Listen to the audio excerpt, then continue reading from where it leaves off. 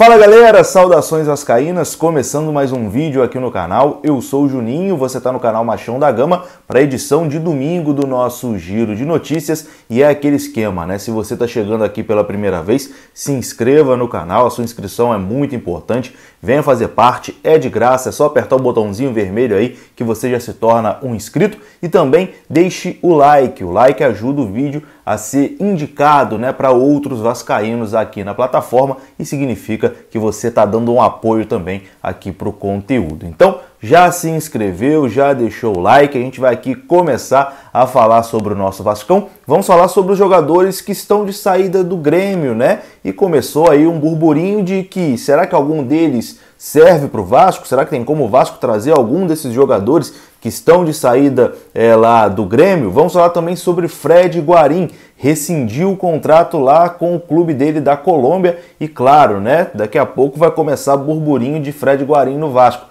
E também vamos falar de Germancano, que deve ser poupado na partida de terça-feira contra o Coritiba. Tudo isso depois da vinheta, a vinheta rodou agora.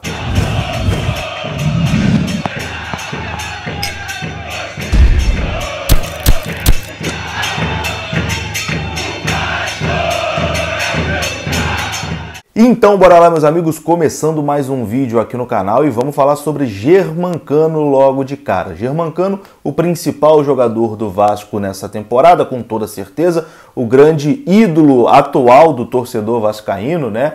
O jogador que o vascaíno tem mais carinho, mais respeito, enfim. A informação que a gente tem é de que o Germancano pode ser poupado na partida de terça-feira contra o Coritiba lá no Couto Pereira. Isso porque o Cano vem aí numa sequência pesadíssima de jogos, né? Ele jogou todos os 10 jogos do Vasco nessa Série B de Campeonato Brasileiro. E segundo informações do canal Atenção Vascaínos, existe a possibilidade dele ser poupado porque o jogador tem sentido ali alguns incômodos por conta desse desgaste, né, dessa sequência de jogos. O jogador nas últimas partidas tem sentido ali alguns incômodos na reta final da partida, tanto que no jogo passado ele foi até substituído. Então existe a possibilidade, está sendo estudada essa possibilidade do Germancano ser poupado na partida de terça-feira.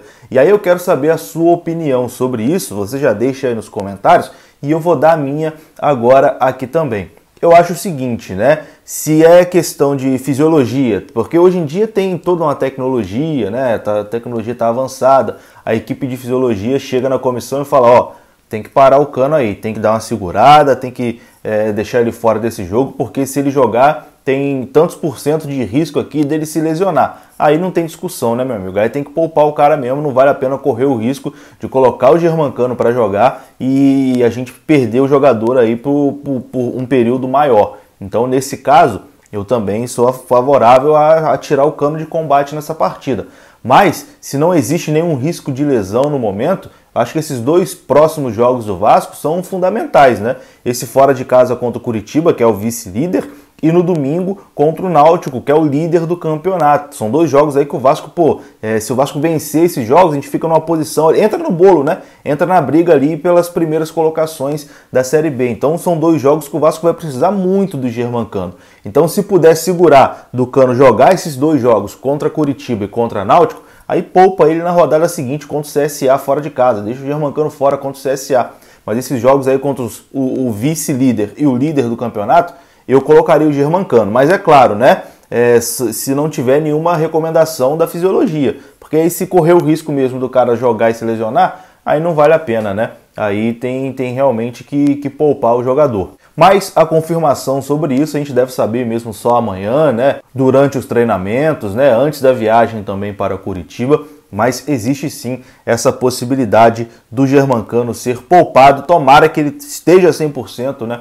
Para jogar essa partida contra o Coritiba, que vai ser importantíssimo. Já estou aqui imaginando um 1-0 contra o Coritiba, gol do Cano. Mas enfim, quero a sua opinião aqui também nos comentários. Participe, Comente aqui sobre essa possibilidade do Germancano ser poupado, o que você faria, né, se o poder estivesse aí na sua mão.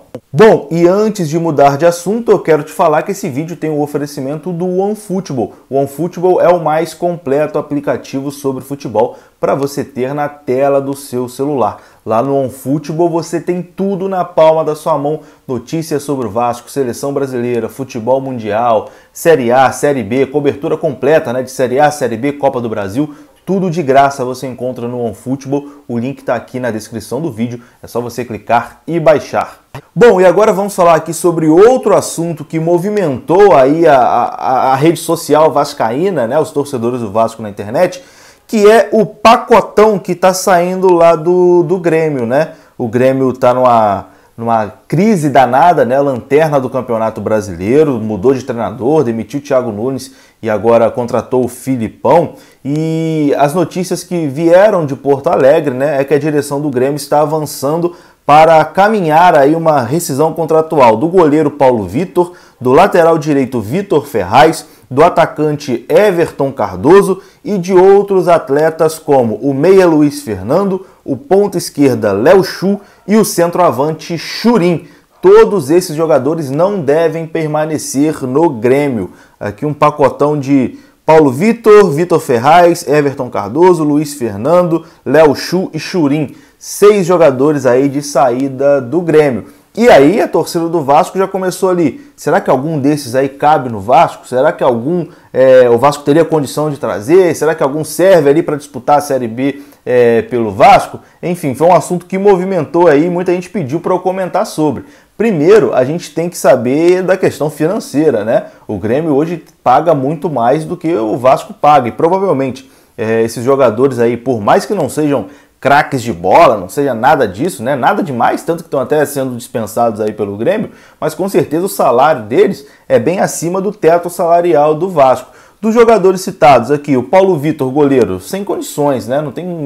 Não dá, Paulo Vitor não dá, realmente, e de goleiro a gente está bem servido, graças a Deus, com o Vanderlei e com o Lucão. Lateral direita também, o Vasco está bem servido com o Léo Matos, né? Então acho que não tem nem por que pensar no Vitor Ferraz. O que eu acho aqui que seriam nomes interessantes, o atacante Everton Cardoso, eu acho um nome interessante, e o ponta esquerda Léo Chu, porque é uma posição também que o Vasco é carente, né? O Vasco tem poucos jogadores de lado de campo.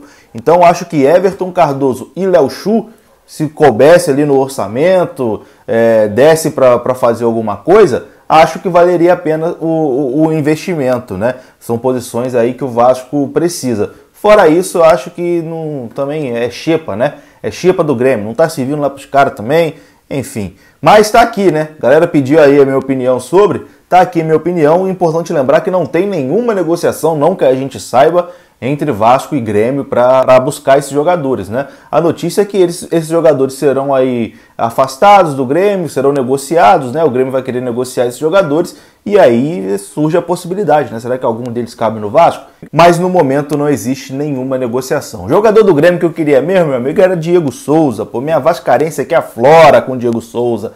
Diego Souza eu queria, agora esse resto aí tanto faz.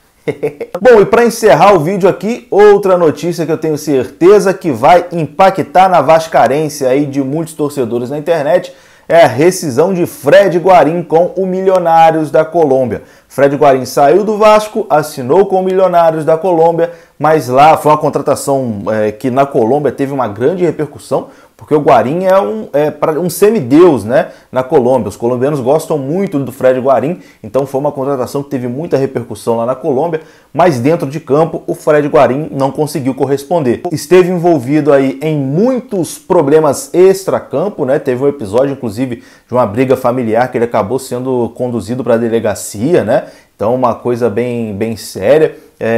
Aqui no Vasco ele já tinha problema de sobrepeso, né, tava gordinho. Lá na Colômbia também, continuou gordinho, até um pouquinho mais, né? Estava parecendo o barril do Chaves.